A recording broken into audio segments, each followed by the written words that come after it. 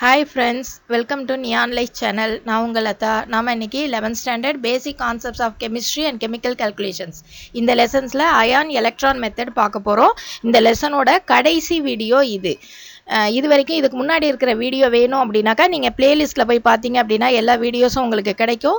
இன்னைக்கு ரெடாக்ஸ் ரியாக்ஷன்ஸை எப்படி பேலன்ஸ் பண்ணலாம் அப்படிங்கிறத பற்றி இன்னைக்கு பார்க்கலாம். வாங்க வீடியோக்குள்ளே போகலாம். இது வரைக்கும் நீங்கள் சப்ஸ்கிரைப் பண்ணலை அப்படின்னா மறக்காமல் சப்ஸ்கிரைப் பண்ணிக்கோங்க.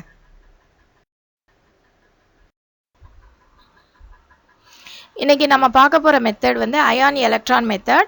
சாதாரணமாக நமக்கு தெரியும் பேலன்சிங் ஆஃப் ரெடாக்ஸ் ரியாக்ஷன்ஸ், அதாவது ரெடாக்ஸ் ரியாக்ஷனோட ஈக்குவேஷன்ஸை பேலன்ஸ் பண்ணுறதுக்கு ரெண்டு மெத்தட்ஸ் இருக்குது அப்படின்னு பார்த்தோம். ஒன்று ஆக்சிடேஷன் மெத்தட், இன்னொன்று அயான் எலக்ட்ரான் மெத்தட்.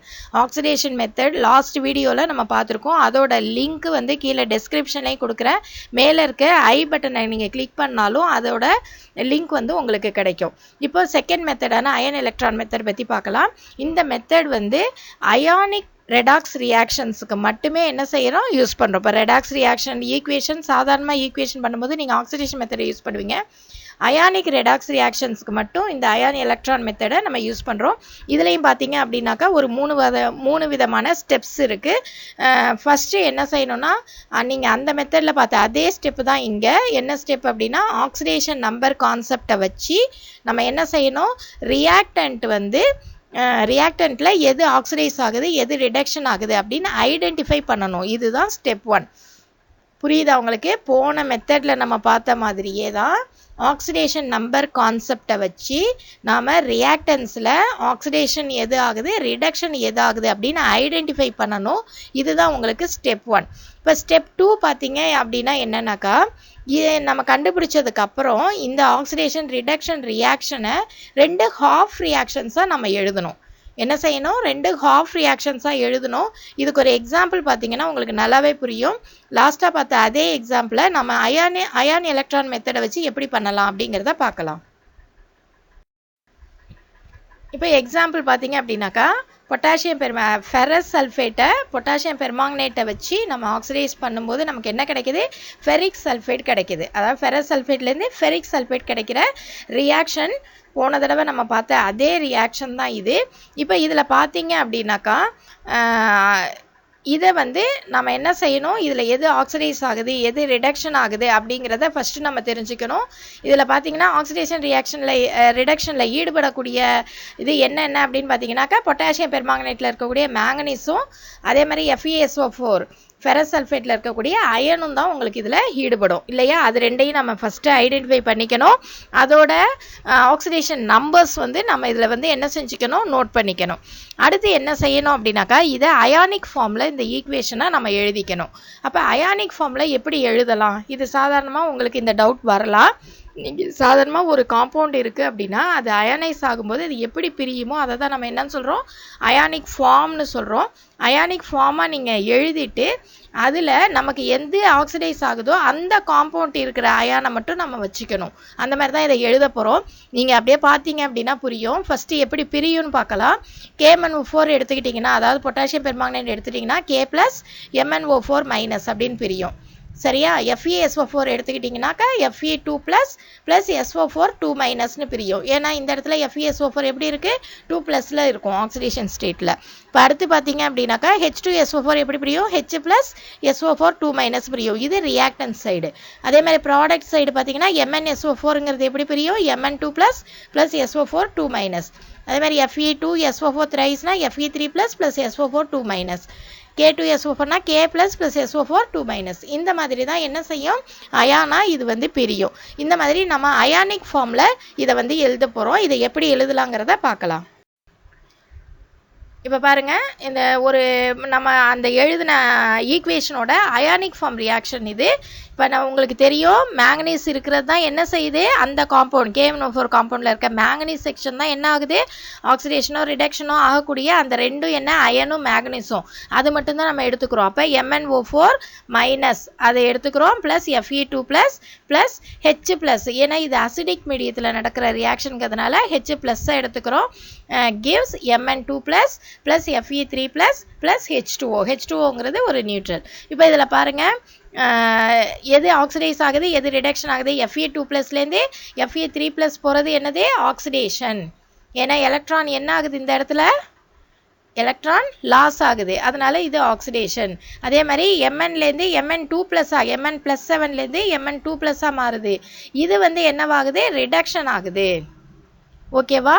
அதனால இந்த ஈக்குவேஷனை நம்ம எப்படி எழுதிக்கிறோம், அயானிக் ஃபார்ம்ல நம்ம என்ன செஞ்சுக்கிறோம், ஃபர்ஸ்ட் எழுதிக்கிறோம். இப்போ நெக்ஸ்ட் என்னன்னு பார்த்தீங்கன்னா, இதை ரெண்டையும் எப்படி எழுதுறோம், ஹாஃப் ரியாக்ஷன்ஸை நம்ம கன்வெர்ட் பண்ணுறோம். அப்போ என்ன ஆகும், Fe2+ gives Fe3+ plus 1 electron, Fe2+ Fe3+ மாறுது. அப்போ ஒரு எலக்ட்ரான் என்ன ஆகுது, லாஸ் ஆகுது. அப்படிங்கிறத குறிக்கிற மாதிரி நம்ம என்ன செஞ்சுக்கிறோம், ஹாஃப் ரியாக்ஷன் எழுதுறோம். அடுத்த ஈக்குவேஷன் என்ன, MnO4- plus 5 electrons gives Mn2+, அதாவது +7லேருந்து +2 மாறுது. அப்போ 5 எலக்ட்ரான் என்ன செய்யும், கெயின் ஆகிக்கும். அதை தான் இந்த இடத்துல நம்ம குறிப்பிட்டிருக்கோம். இது ரெண்டையும் number 1 first reaction, second reaction equation அப்படின்னு நம்ம என்ன செஞ்சுக்கணும், எழுதிக்கணும். இதுதான் வந்து ஹாஃப் ரியாக்ஷன் சொல்லுவோம். ஒரு இதில் ஆக்சிடேஷனும் ஒரு இதில் ரிடக்ஷன் ரியாக்ஷனும் தனித்தனியாக எழுதிப்போம். இப்போ என்ன செய்யணும்னா, ரெண்டு சைடும் இருக்கக்கூடிய ஆட்டம்ஸையும் சார்ஜஸையும் நம்ம என்ன செய்யணும், பேலன்ஸ் பண்ணணும். இப்போ தான் பேலன்ஸுக்கே நம்ம வர்றோம். ஃபஸ்ட்டு ஆக்சிடேஷன் எது, ரிடக்ஷன் எது, ரியாக்டன்ட்ல நம்ம கண்டுபிடிக்கணும். அதுக்கப்புறம் அதை அயானிக் ஃபார்மில் நம்ம எழுதிக்கணும். அதுக்கப்புறம் என்ன செய்கிறோம், ஈக்குவேஷனை ரெண்டு சைடும் ஆட்டம்ஸையும் சார்ஜஸையும் நம்ம என்ன செய்கிறோம், பேலன்ஸ் பண்ண போகிறோம். இப்போ பேலன்ஸ் பண்ணும்போது ஈக்குவேஷன் 1 வந்து நம்ம ஃபஸ்ட்டு பேலன்ஸ் பண்ணுவோம். இதில் பார்த்தீங்கன்னா ரெண்டு சைடும் என்ன எலிமெண்ட்டு தான் இருக்குது, அயன் தான் இருக்குது. இப்போ இதுலேயும் 1 mole அயன் தான் இருக்குது, அதுலேயும் 1 mole அயன் தான் இருக்குது. ஸோ இதில் ஆட்டம்ஸ் எப்படி தான் இருக்குது, பேலன்ஸ்டாக இருக்குது. அதனால இதில் எந்த சேஞ்சஸும் கிடையாது. அதனால ஃபர்ஸ்ட் ரியாக்ஷனை நம்ம அப்படியே எடுத்துக்கலாம். இப்போ செகண்ட் ஈக்குவேஷன் என்னன்னு பார்த்தீங்கன்னா, ரியாக்டன் சைடு மேங்கனீஸ் எத்தனை இருக்குது, 1 தான் இருக்குது. ப்ராடக்ட் சைடு மேங்கனீஸ் எத்தனை இருக்குது, 1 தான் இருக்குது. அப்போ இது ரெண்டும் எப்படி இருக்குது, பேலன்ஸ்டாக இருக்குது. அதனால அதில் எந்த சேஞ்சஸும் வரப்போகிறதில்ல. இப்போ ரியாக்டன் சைடு என்ன இருக்குது, MnO4ல் ஆக்சிஜன் இருக்குது. ஆக்சிஜன் எத்தனை ஆட்டம் இருக்குது, 4 ஆக்சிஜன் ஆட்டம்ஸ் இருக்குது. இப்போ இந்த 4 oxygen atom, product side oxygen எத்தனை இருக்குன்னு பார்த்தீங்கன்னா இல்லை, 0 இருக்குது.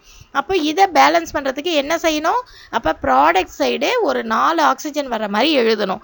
நமக்கு ஈக்குவேஷனில் என்ன வேணும், H2O வேணும். அப்போ இதை என்ன செய்யலாம், 4H2O அப்படின்னு நம்ம எழுதலாம். அப்படி எழுதும்போது ஈக்குவேஷன் என்ன ஆகுது, MnO4- plus 5 electrons gives Mn2+ plus 4H2O அப்படின்னு வரும். இப்போ ஆக்சிஜன் பேலன்ஸ் ஆயிடுச்சு. ஆனால் என்ன அதிகமாயிடுச்சு, ப்ராடக்ட் சைடில் ஹைட்ரஜன் அதிகமாயிடுச்சு. இப்போ இந்த ஹைட்ரஜனை நம்ம என்ன செய்யணும், பேலன்ஸ் பண்ணணும். அப்போ ஹைட்ரஜன் இங்கே எத்தனை இருக்குது, 4H2 அப்படின்னா எத்தனை இருக்குது, 8 ஹைட்ரஜன் இருக்குது. இந்த 8 ஹைட்ரஜன் அப்போ எந்த சைடு கொண்டு வரணும், நம்ம ரியாக்டன் சைடு நம்ம பேலன்ஸ் பண்ணணும். ப்ராடக்ட் சைடு 8 இருக்குது, அப்போ ரியாக்டன் சைடு ஹைட்ரஜன் இல்லை. அப்போ என்ன செய்யணும், 8H+ அப்படின்ட்டு நம்ம ரியாக்டன் சைடு நம்ம என்ன செய்யணும், ஆட் பண்ணணும். அப்போது இதுக்கான ஈக்குவேஷன் எப்படி வரும், MnO4- plus 5 electrons plus 8H+ gives Mn2+ plus 4H2O அப்படின்னு சொல்லிட்டு ஒரு ஈக்குவேஷன் வரும். இதுதான் வந்து ஆட்டம்ஸையும் சார்ஜஸையும் ரெண்டு சைடும் நம்ம என்ன செஞ்சுருக்கோம், இப்போ ஈக்குவல் பண்ண, பேலன்ஸ் பண்ண ஈக்குவேஷன் இது ஹாஃப் ரியாக்ஷன்ஸை தான் நம்ம இப்போ என்ன செஞ்சுருக்கோம், பேலன்ஸ் பண்ணியிருக்கோம். இப்போ நெக்ஸ்ட்டு பார்த்தீங்கன்னா ஸ்டெப் 3. இந்த ஸ்டெப் 3ல் என்ன செய்ய போகிறோம் அப்படின்னாக்கா, ரெண்டு ஹாஃப் ரியாக்ஷனையும் ஈக்குவேட் பண்ணணும். ஈக்குவேட் பண்ணால் தான் நமக்கு என்ன கிடைக்கும், பேலன்ஸ்டு ஃபுல் ரெடாக்ஸ் ரியாக்ஷன் நமக்கு கிடைக்கும். அப்போது இதில் என்ன செய்யணும்னா, நம்பர் ஆஃப் எலக்ட்ரான் லாஸ்ட்டையும் நம்பர் ஆஃப் எலக்ட்ரான்ஸ் கெயின்டையும் நம்ம என்ன செய்யணும், ஈக்குவேட் பண்ணணும். நம்பர் ஆஃப் எலக்ட்ரான் லாஸ்ட் என்ன, ஒரு எலக்ட்ரான் லாஸ் ஆகும். நம்பர் ஆஃப் எலக்ட்ரான் கெயின் என்ன, 5 எலக்ட்ரான்ஸ் கெயின் ஆகும். அப்போது இதை வச்சு நம்ம என்ன செய்யணும்னா, ஃபர்ஸ்ட் ஈக்குவேஷனோட 5 என்ன செய்யணும், மல்டிப்ளை பண்ணணும். ஏன்னு பார்த்தீங்கன்னாக்கா, அதில் எத்தனை எலக்ட்ரான்ஸு, கிராஸ் மல்டிப்ளிகேஷன் தான் இது. Fe2+ கிட்ட ப்ளஸ்லேருந்து Fe3+ போகிறதுக்கு ஒரு எலக்ட்ரான் லாஸ் ஆகுது.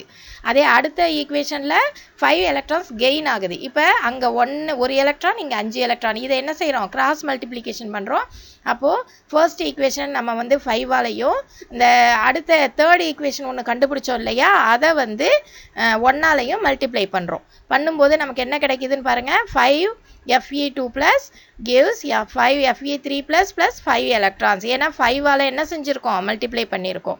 அதாவது 5 எலக்ட்ரான்ஸால் மல்டிப்ளை பண்ணுறோன்னு அர்த்தம். இதே மாதிரி இதை வந்து ஒரு எலக்ட்ரானால் நம்ம மல்டிப்ளை பண்ணுறோம். அப்போ என்ன ஆகுது, MnO4 minus plus 5 electron plus 8H plus gives Mn2 plus 4H2O. ஏன்னா 1ஆல் மல்டிப்ளை பண்ணும்போது அதே தான் நமக்கு என்ன செய்யும், வரும். இப்போ ரெண்டையும் நம்ம ஆட் பண்ண போகிறோம். ஆட் பண்ணும்போது என்ன ஆகும், 5 எலக்ட்ரானும் 5 எலக்ட்ரானும் கேன்சல் ஆகிடும்.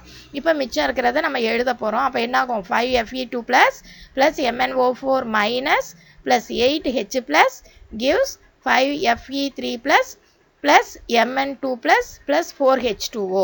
இதுதான் வந்து ஈக்குவேஷன் 6 நம்பர் கொடுக்குறோம். இந்த ஈக்குவேஷன் 6 தான் என்னது, நமக்கு பேலன்ஸ்ட் ரெடாக்ஸ் ரியாக்ஷன்.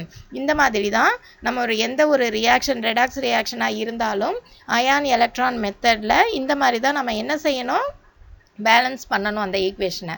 அப்போது இதில் 3 ஸ்டெப் இருக்குது. ஃபர்ஸ்ட் ஸ்டெப்பில் ரியாக்டன்ட் ஆக்சிடேஷன் ரிடக்ஷன் எந்த எலிமெண்ட்டுங்கிறத நம்ம கண்டுபிடிக்கணும். செகண்ட் ஸ்டெப்பில் என்ன பண்ணுறோம், செகண்ட் ஸ்டெப்பில் நம்ம ஹாஃப் ரியாக்ஷன்ஸாக எழுதிக்கிறோம். நம்ம அயானிக் ஈக்குவேஷனாக எழுதி அப்புறம் ஹாஃப் ரியாக்ஷன்ஸாக அதை கன்வெர்ட் பண்ணுறோம்.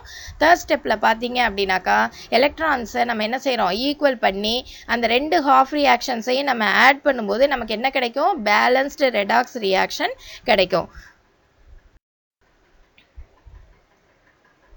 ஃப்ரெண்ட்ஸ், உங்களுக்கு இந்த வீடியோ நல்லா புரிஞ்சிருக்கும்னு நினைக்கிறேன். லைக் பண்ணுங்கள், ஷேர் பண்ணுங்கள், மறக்காமல் சப்ஸ்கிரைப் பண்ணுங்கள். எதுவும் டவுட் இருந்தால் கமெண்ட் செக்ஷனில் கேளுங்க. தேங்க்ஸ் ஃபார் வாட்சிங்.